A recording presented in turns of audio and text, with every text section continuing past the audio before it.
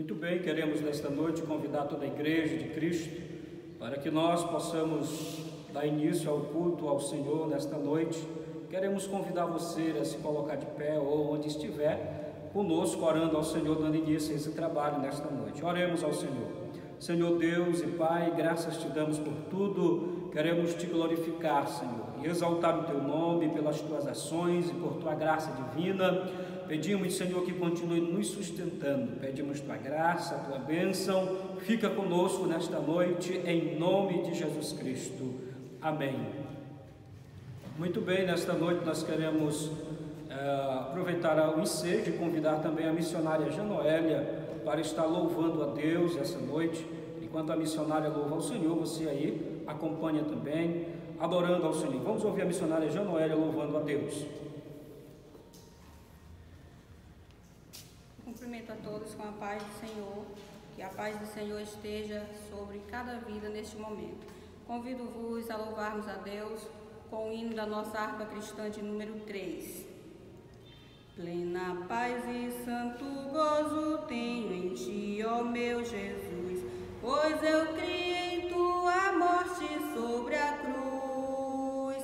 No Senhor só confiando neste mundo viverei, entoando aleluias ao meu Rei. Oh, glória ao meu Jesus, pois é digno de louvor. É meu Rei, meu bom pastor, é meu Senhor.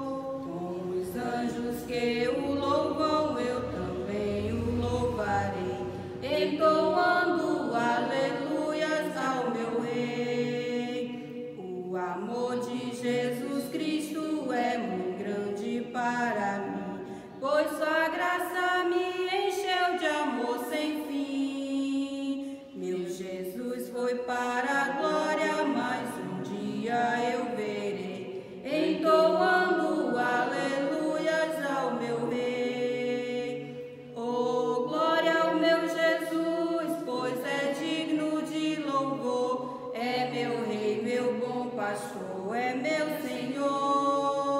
Com os anjos que o louvam, eu também o louvarei, entoando aleluias ao meu Rei. Este mundo não deseja tão bondoso Salvador, não sabendo agradecer seu grande amor. Eu, porém, estou gozando do favor da sua lei, entoando aleluias ao meu Rei. Oh, glória ao meu Jesus, pois é digno de louvor. É meu Rei, meu bom pastor, é meu Senhor.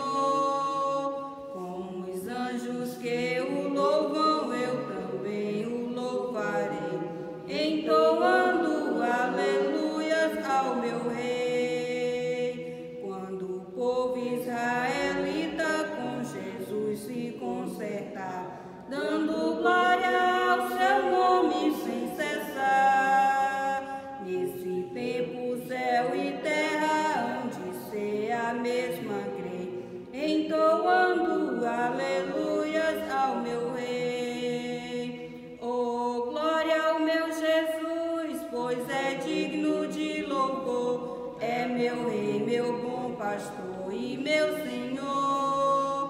Com os anjos que o louvam, eu também o louvarei, entoando aleluias ao meu Rei. Amém. Muito bem, povo de Deus, queremos convidá-lo nesta noite tão especial e memorável em que o Senhor nos concede, para convidá-lo para meditarmos na poderosa palavra de Deus. Eu quero que você abra a Bíblia em 1 aos Tessalonicenses, carta de Paulo aos Tessalonicenses, no capítulo de número 5. Você vai abrir comigo a Bíblia, a palavra de Deus, na primeira carta de Paulo aos Tessalonicenses, no capítulo 4, aliás, e os versículos de número 16, 17 e o versículo 18.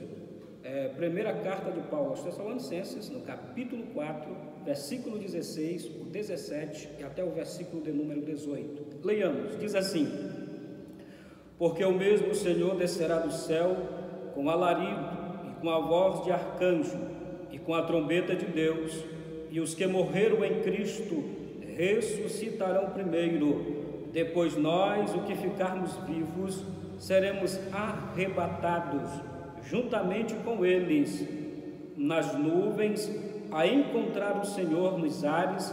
Assim estaremos sempre com o Senhor. Portanto, consolai-vos uns aos outros com estas palavras. A temática sugerida para os nossos irmãos em Cristo que nos assistem nesta noite é falarmos sobre a segunda vinda de Cristo Jesus. O texto, ora lido, ele vem a calhar a temática que queremos desenvolver com os irmãos, permitido Deus, no decorrer de alguns dias, na ministração desta palavra. Mas antes que nós falemos sobre o arrebatamento da igreja, primeiramente nós devemos ter conhecimento de algumas doutrinas quanto à segunda vinda de Cristo. E eu quero convidá-lo nesta noite para meditar comigo e prestar bastante atenção naquilo que irei falar. A doutrina da segunda vinda de Cristo, ela é um assunto escatológico. Ele é um assunto escatológico e também teológico, aonde se trata a respeito da vinda do Messias, que há de vir para buscar a igreja, a sua noiva, a eleita. E nós queremos falar sobre algumas escolas ou alguns posicionamentos teológicos que nós vemos diariamente por algumas igrejas e outros ministérios e seitas que têm um posicionamento quanto ao arrebatamento da igreja. Quando nós falamos da escatologia, a escatologia pertence ao campo da profecia, método de interpretação bíblica.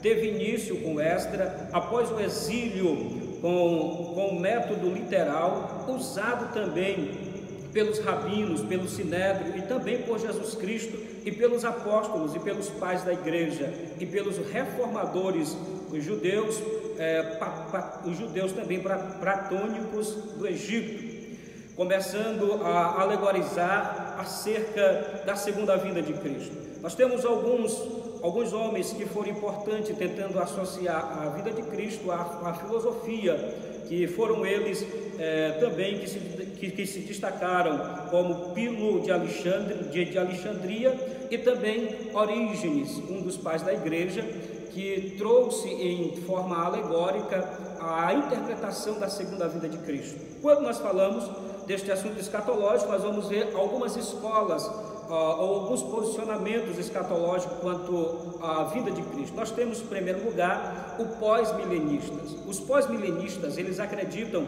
ou eles defendem a segunda vinda de Cristo, que acontecerá após o milênio, ou seja, passará a grande tribulação, depois a restauração do reino de Deus aqui na terra, no período milenial, aí sim acontecerá, aí que eles acreditam, o arrebatamento da igreja. Os pós-milenistas, eles acreditam assim. E nós temos também os amilenistas. Quem são estes, pastor? Defendem que a segunda vinda de Cristo acontecerá quando o período da igreja findar, e ensina também que o milênio não se dará na terra, mas no céu. Os amilenistas, eles acreditam de que eles ensinam que o milênio não se dará aqui na terra, como a Bíblia descreve, e Cristo restaurará a terra, prenderá Satanás por um período aí de 1000 anos, como os irmãos sabem, e depois ele reinará em Israel, ali estabelecendo o seu reino. Eles não acreditam assim, eles acreditam que esse reino milenial será na eternidade. Essa é uma das escolas, os amilenistas. E nós temos também os pré-milenistas. O que são esses, pastor? Que defendem que o Senhor Jesus Cristo voltará antes do milênio, ou seja, antes que o milênio aconteça. Os pré-milenistas dizem que Jesus vai voltar. E nós vamos agora para os pré-tribulacionistas. Quem são estes? Acreditam que a igreja não passará pela grande tribulação. E aqui que entra o nosso posicionamento escatológico. Nós, os assembleanos, defendemos o pré-tribulacionismo, ou seja, que a igreja não passará pela grande tribulação. A igreja será tirada da terra antes que venha a grande tribulação. Hoje nós vivemos, como já foi pregado anteriormente pelo nosso pastor Hildes, o princípio das dores, no capítulo 4 de Mateus. Então, quando nós falamos dessas escolas, cada uma delas tem um posicionamento de interpretação escatológica. Mas o texto que ora lemos nesta noite, ele é muito claro quando Paulo diz, no capítulo 4, abra comigo a Bíblia, no capítulo 4, o versículo de número 16, porque o mesmo Senhor descerá do céu, com alarido e com voz de arcanjo, e com a trombeta de Deus, e os que morreram em Cristo ressuscitarão primeiro, depois os que ficaram vivos serão arrebatados juntamente com ele nas nuvens, e a encontrar-se com o Senhor nos ares. O arrebatamento da igreja, ou a segunda vinda de Cristo, se dará de duas fases. A primeira fase, que nós chamamos em que Jesus virá, só apenas os crentes salvos em Cristo Jesus ouvirão o soar da trombeta, somente a igreja. Na segunda vinda de Cristo, que é na primeira fase, ela será invisível ao mundo, mas visível à igreja que entende, que compreenderá o chamado do Senhor aos santos que aqui permaneceram fiel. E na mesma segunda vinda de Cristo, que haverá a segunda manifestação dele, ele virá montado em seu cavalo em libertação a Israel, que nós iremos estudar posteriormente. Em alguns outros cultos poderemos estar falando sobre isso, mas nós queremos nesta noite falar sobre o arrebatamento. A palavra arrebatamento significa rápido, tirar alguém com urgência, com força, com brutalidade daquele lugar. O rapto da igreja. Jesus vai dizer que o rapto da igreja será de maneira tão extraordinária, será como um relâmpago que se mostra no Oriente ao Ocidente. Assim será a vinda do Filho de Deus. E para quem Jesus virá? Para qual as pessoas que Jesus virá a esta terra? Quando nós falamos do arrebatamento da igreja, o rapto da igreja, na primeira fase da sua segunda vinda, nós vamos encontrar que Jesus virá para quem? Cristo virá para os seus. Quem são os seus? Aqueles que permaneceram fiel a Ele até o fim, que não se venderam, que não se prostituíram com o mundo, mas que permaneceram fiéis a Ele, temente a Ele, independente das circunstâncias. Para quem Jesus Cristo virá? É formado também por santos de todas as épocas. Jesus virá para os santos de todas as épocas, para aqueles que morreram em Cristo, para aqueles que estão vivos. É por isso que Paulo vai dizer que nós não devemos ser ignorantes quanto à vinda do Senhor. Por quê? Porque Ele virá. Os mortos em Cristo ressuscitarão primeiro, e nós, que estivermos vivos, seremos transformados, seremos levados de encontro a Ele nos ares, e teremos um corpo semelhante ao do Senhor. Para quem Jesus virá, pastor? A volta de Cristo também, ela é iminente, é de repente, a qualquer momento pode acontecer. Ele virá também, ele virá só até as nuvens, ele não virá aqui na terra. 1 Tessalonicenses 4,17, ele virá no abrir e fechar de olhos. 1 Coríntios 15,52, será antes da grande tribulação, como está escrito em Lucas capítulo 21, versículo 28, também nos fala sobre isso. Os santos transformados vão para onde? Para o céu. Não é mencionado de forma explícita no Antigo Testamento quanto ao arrebatamento, mas no Novo Testamento nós temos estas premissas que falam, que conforta o cristão, que conforta a igreja, de que o Senhor que subiu para os céus é o mesmo que voltará para buscar a sua igreja. Então, quando nós falamos do arrebatamento da igreja, ele é iminente. Por quê, pastor? E ele está às portas. Quando nós analisamos e vemos os acontecimentos mundiais, os acontecimentos que têm cercado o mundo, a população em desespero, nós começamos a atentar e a ver que a vinda de Cristo está mais próxima do que quando aceitamos a fé. E aí que entra a vigilância da igreja. Quando Paulo escreve aos Coríntios, no capítulo de número 15, Paulo escreve no capítulo 15, a partir do versículo de número 51, ele diz assim: eis aqui que eu vos digo um mistério, na verdade nem todos dormiremos, mas todos seremos transformados, no momento e no abrir e fechar de olhos, antes da última trombeta, porque a trombeta de Deus soará, e os mortos ressuscitarão incorruptíveis, e nós seremos transformados. Porém, porque convém que isto que é corruptível se revista da incorruptibilidade, e o que é isto que é imortal se revista da imortalidade. Paulo está falando da parousia de Cristo, da segunda vinda de Cristo. Ele está dizendo que nós receberemos um corpo transformado. Haja vista que o tempo não nos permite ir mais à frente para continuarmos falando sobre esse assunto, mas em outros momentos estaremos falando ainda mais acerca desse assunto tão importante para a igreja. Por isso que a igreja deve estar preparada. Para quem Jesus irá? Primeiro, para os salvos. Segundo, para aqueles que lavaram as suas vestes no sangue do Cordeiro, que se manteram irrepreensível, que buscaram servir ao Senhor de todo o coração. Aqueles que abandonaram o mundo e se firmaram na sua promessa. Como ele diz lá no capítulo 14, não se turbe o vosso coração, crerdes em Deus e também em mim, na casa de meu Pai há muitas moradas. Aguardemos ansiosamente a vinda do Senhor, pois a vinda dele está às portas e os sinais são visíveis em todo o mundo, e a igreja não pode ficar de maneira alguma preocupada com os acontecimentos que hoje estamos vendo. Muitos crentes com medo da epidemia do coronavírus ou Covid-19, muitas pessoas isoladas, com medo, restritas, né? E nós vemos que tudo isso não passa de um cumprimento das Sagradas Escrituras. Até que a vinda de Cristo acontecerá vários sinais, tanto nos céus quanto na terra.